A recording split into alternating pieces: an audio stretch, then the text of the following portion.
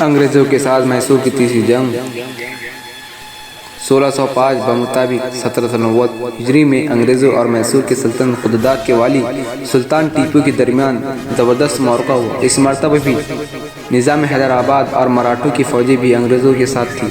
تقریباً 2 سال تک جنگ جاری رہی، بالآخر صلح ہوئی، مگر اس صلح میں حضرت ٹیپو سلطان کو بڑی پریشانی کا سامنا ہوا۔ چنانچہ صلح میں آدھی سلطنت جاتی رہی، اس کے علاوہ 3 کروڑ روپے نقد دینا پڑا۔ اسلحہ ساز فیکٹری کی جگہ بھی انگریزوں کے پاس چلی گئی، جس سے سلطان ٹیپو کی پریشانی مزید اضافہ ہوا۔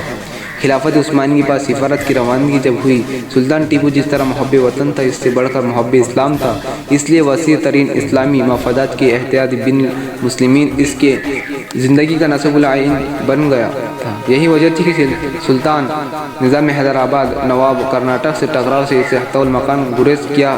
نظام کے پاس بار بار دائمی احتیاط کی خاطر اپنے سفیر روانہ کیے۔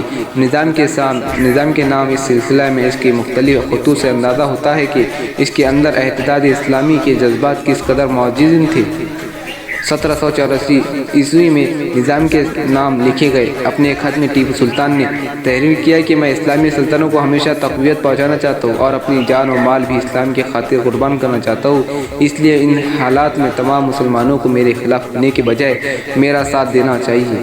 طرفین میں احتیاط الاتفاق کے لیے بھی 2 خاندانوں میں شادی بیاہ کے لیے بھی تیار ہوں، تاکہ دونوں اسلامی سلطنتوں میں احتیاط کا سب کو یقین ہو جائے۔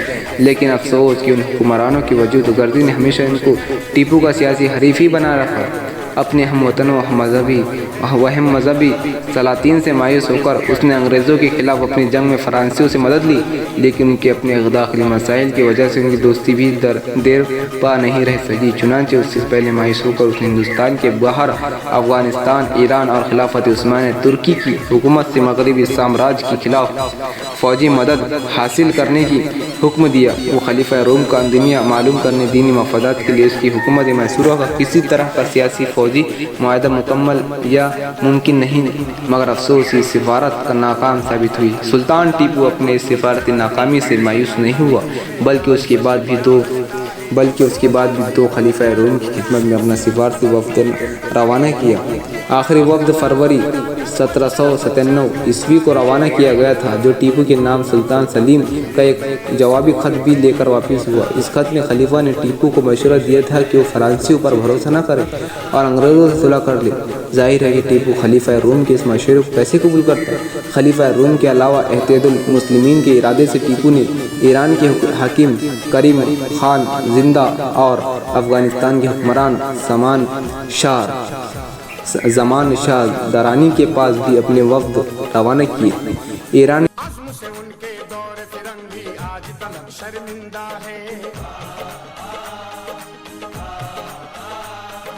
ان کے دم سے آزادی کے تحریری فوجی اہمیت کے حامل ایک فوجی بندرگاہ بھی ٹیپو کے حوالے کرنے پر راضی ہوا تھا۔ اسی طرح زمان شاہ بھی ٹیپو کے فوجی مدد کے لیے ہندوستان کی سرحد پر پہنچ گیا تھا، لیکن ایران کے افغانستان پر اچانک حملہ کی وجہ سے اس کو راستے سے ہی واپس جانا پڑا۔ دوستو، نظام سے مفادات کے لیے ٹیپو کی کوشش کیسی جاری تھی کہ ٹیپو کو جب اپنے خلاف انگریز کے سازش سے بننے والا محتدہ مزاج کا علم ہوا تو اس نے پھر ایک بار نظام حیدرآباد سے مصالحت اور مفاہمت کی کوشش کی۔ اس نے نظام کو خط لکھا کہ اس طرف سے اس کو جن زیادتیوں کا سامنا کرنا پڑا ہے وہ اس کو بھول جانے کے لیے تیار ہے۔ بحیثیت مسلم حکمران کی اپنی مذہبی دشمنوں کے خلاف ہمارا احتیاط گریز ہے۔ آپ کے جن علاقوں پر میں نے جنگ کی دوران بقبضہ کر لیا تھا، اس کے احتیاط کی خاطر اس سے دست بردار ہونے کے لیے بھی میں تیار ہوں۔ اس سلسلے میں میری نیت خلوص پر آپ کو یقین دلانے کے لیے میں نے اپنے لڑکے کی شادی بھی آپ کی لڑکی سے کرنا چاہتا ہوں، لیکن اس کے وزیر میر عالم کی جزر کا کار نواز اس سے ساز باز کی وجہ سے یہ سلسلہ آگے نہیں بڑھ سکا، اور میر عالم نظام کو یہ یقین دلانے میں کامیاب ہوا کہ ٹیپو کے بجائے انگریزوں کے ساتھ دینے ہی میں اس کا فائدہ ہے۔ غرض یہ کہ ٹیپو نے بحیثیت ایک سچے مسلمان کے ایک دوسرے مسلمان کے خلاف جنگ سے باز رہنے کی حتی المکان کوشش کی، اور دوسری طرف بحیثیت ایک محب وطن کے مراٹھوں سے بھی مصلحت کی کوشش کی، لیکن افسوس کہ جو تھے وطن کے سچے مجاہد غازی یہ میدان، جن کو अपनी जान से प्यारी अपने वतन की आन। टीपू जिनका नाम है वो हर गाजी की है शान। एक कर्नाटक क्या है बोले सारा हिंदुस्तान। जिसने अंग्रेजों के मंसूबों को जड़ से उखाड़ा है, मिट के वतन पे अपनी शुजाअत का भी परचम गाड़ा है। बाजू में है डर की ताकत और जिगर फौलाद का है। इंसान को इंसान। अंग्रेज़ अपनी अयारी से इन दोनों को टीपू से दूर रखने और उसके खिलाफ अपने साथ मिलाने में कामयाब हो गए।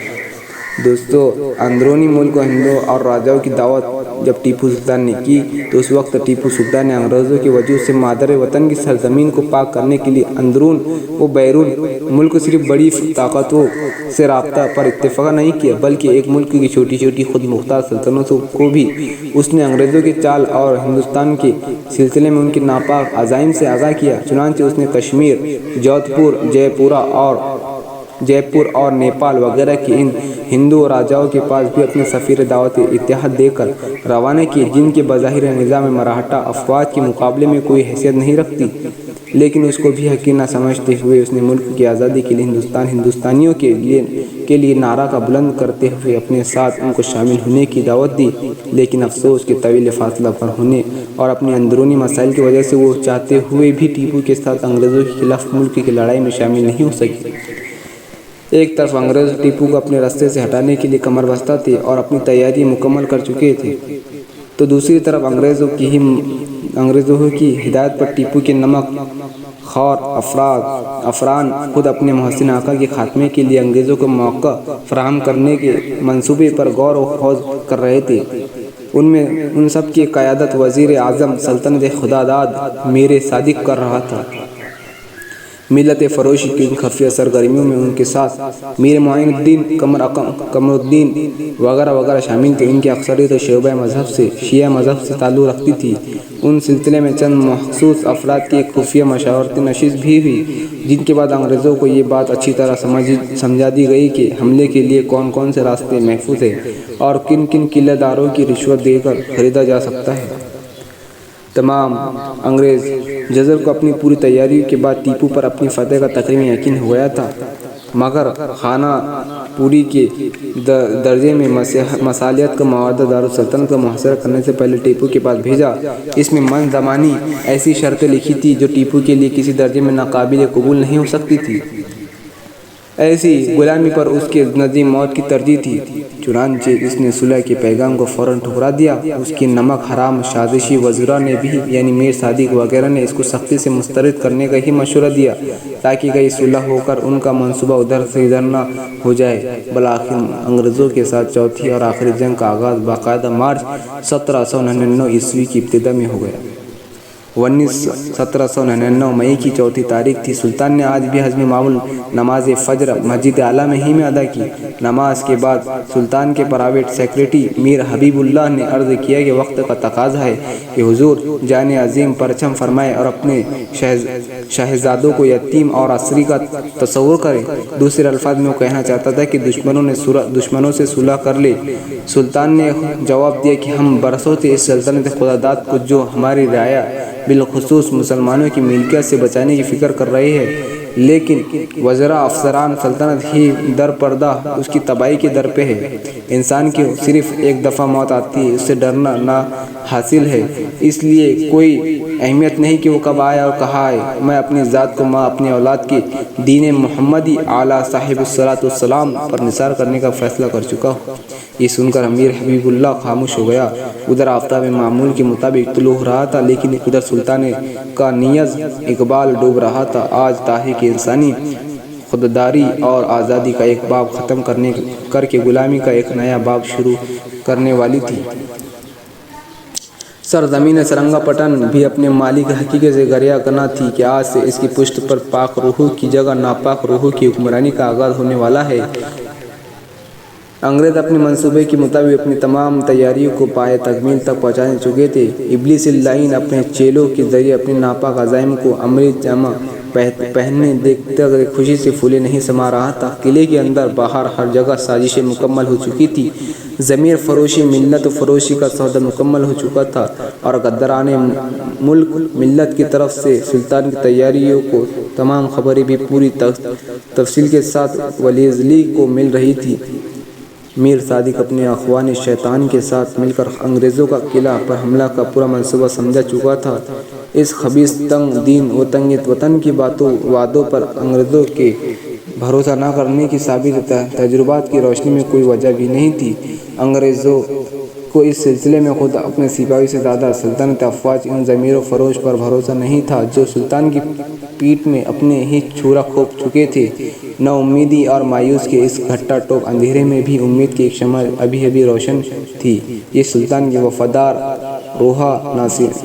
وفادار جانثار سپاہیوں کا یہ دستہ تھا جس نے اپنے وطن مذہب کی حفاظت کے لیے آخری دم تک اس کے شانہ بشانہ لڑنے کا اپنے خدا سے عہد کیا تھا۔ ان کے رب نے بھی ان کے ارادوں کو ان کی منشا دعاؤں کے مطابق اپنے ایک غیر منتظر ہی رکھا تھا۔ وقت کے گزرنے کے ساتھ ساتھ میں اپنے رب سے ملنے اور جنت میں پہنچنے کا اشتیاق بڑھ ہی رہا تھا۔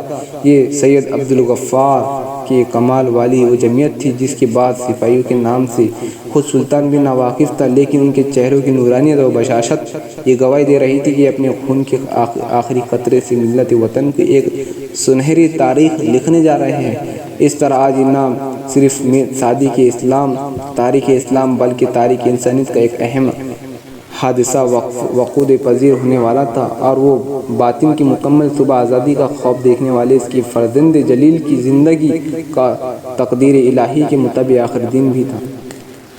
جعفر از بنگال صادق از دکن، تنگ قوم تنگ دین تنگ وطن۔ سلطان ٹیپو بڑی دیر تک انگریزوں افواج سے لڑتا رہا۔ جب دشمنوں کا ہجوم بڑھتا گیا، دوڑی دروازے سے واپس شہر میں داخل ہونے کی کوشش کی، لیکن میر صادق اس طرح سلطان کو واپس آتا دیکھ کر اس دروازے کو بند کر کے خود کو کمال لانے کی بہانے باہر نکل چکا تھا۔ سلطان کے ایک وفادار سپاہی احمد خان سے اس کی یہ کمینی حرکت دیکھی نہ گئی۔ اس نے فوراً میر صادق پر یہ کہتے ہوئے وار کیا کہ سلطان کو دشمنوں کے منہ میں دے کر خود کہاں بچ جا رہا ہے۔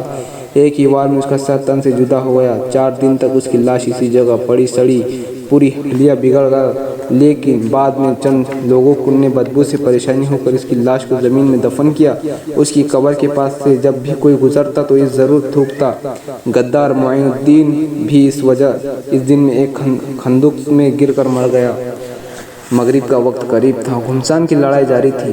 مرد تو مرد، ہندو مسلم خواتین بڑھ کر دشمنوں پر حملہ کر رہی تھی۔ ایک ایک کر کے اکثر جانثار شہید ہو کر اپنی وفاداری کا ثبوت دے چکے تھے اور ان کی لاشیں ہر جگہ بکھری پڑی تھی۔ اس دوران سلطنت کے نو مسلم خادم راجہ خان نے سلطان کو آواز دی کہ حضور، اگر آپ اپنی جان کی حفاظت کے لیے خود کو دشمن کے حوالے کر دے تو آپ کے منصب کا پاس رکھے، آپ کی جان بخش دیں گے۔ سلطان یہ سن کر جلال میں آ گیا، غصے سے کانپتے ہوئے پلٹ کر جنگ بلند آواز سے کہنے لگا کہ میرے نزدیک شیر کی ایک دن کی زندگی گیدڑ کی 100 سالہ زندگی سے بہتر ہے۔ کچھ ہی دیر میں سلطان کے گھوڑے طاؤس کی پیٹھ میں گولی لگی جس سے وہ گر گیا اور سلطان بھی زمین پر آ گیا اور اس کے دستار بھی سر سے اتر ہو گئی۔ اب سلطان پیدل ہی لڑ رہا تھا۔ دیکھتے ہی دیکھتے انگریز افسر سلطان تلوار کی زد میں آ کر جہنم رسید ہو گئے۔ گولیوں کے 2 سلطانی تلواروں کے انگریز افسر سلطانی تلواروں کی زد میں آ کر جہنم رسید ہو گئے۔ گولیوں کے 2 شدید زخموں سے اب ٹیپو کی طاقت جواب دے رہی تھی، پھر بھی شیر دل شیر خدا سلطان تھک کر بیٹھنے کی بجائے لڑ ہی رہا تھا۔ اس کے سپاہی جو گولے دشمن پر پھینک رہے تھے اس میں بارود کی بجائے میر صادق کی سازش سے مٹی بھری ہوئی تھی۔ نتیجہ یہ تھا کہ ان کو کوئی نقصان نہیں ہو رہا تھا۔ غداروں کی اطلاع پر دشمنوں کی پوری طاقت اس جگہ سمٹ کر آ گئی جہاں سلطان ان سے لڑ رہا تھا۔ صبح سے شروع ہوئی لڑائی یہ سلسلہ عصر کے بعد بھی جاری تھا۔ دست بدست دشمنوں سے مقابلے کی وجہ سلطان کے جسم پر اب تک کئی گولیاں پیوست ہو چکی تھی اور وہ بری طرح زخمی ہو چکا تھا۔ مغرب کا وقت قریب تھا۔ آسمان پر جس طرح سورج دن بھر کی مصروفیت کے بعد ڈوب کر دنیا کو ظلمت میں پہنچانے والا تھا، اس طرح وطن کے حریف کا یہ آفتاب بھی اپنی 25 سال کی زندگی کی مسلسل جد و جہد اور صحیح فہم کے بعد تھک کر مائل مغروب ہی تھا۔ اس دوران دشمن کے ایک سپاہی نے سلطان کی کمیٹی کو ایک فائر سے نشانہ بنایا۔ گولی دائیں کان کے ذرا اوپر لگی اور دیکھتے ہی دیکھتے سلطان زمین پر گر گیا اور اس وقت اس کی روح فقس عنصری سے پرواز کر گئی۔ انا للہ و انا الیہ راجعون۔ یہ مغرب کا وقت تھا، تاریکی پھیل رہی تھی، ہر طرف لاشوں کا انبار تھا۔ 12,000 سلطانی سپاہی صرف ایک دن وطن کی آزادی کے لیے اپنی جان نثار کر چکے تھے۔ تو دوستو یہی ہے کہ سلطان کی حقیقت۔ اگر آپ کو یہ انفارمیشن سمجھ میں آ رہی ہے اور اگر آپ سننے اور اس لیے مزید سننا چاہتے ہیں تو ہمارے چینل کو سبسکرائب کریں، لائک کریں، شیئر کریں، پلیز کمنٹ کریں۔ پھر ملتے ہیں اگلے ویڈیو میں۔ السلام علیکم۔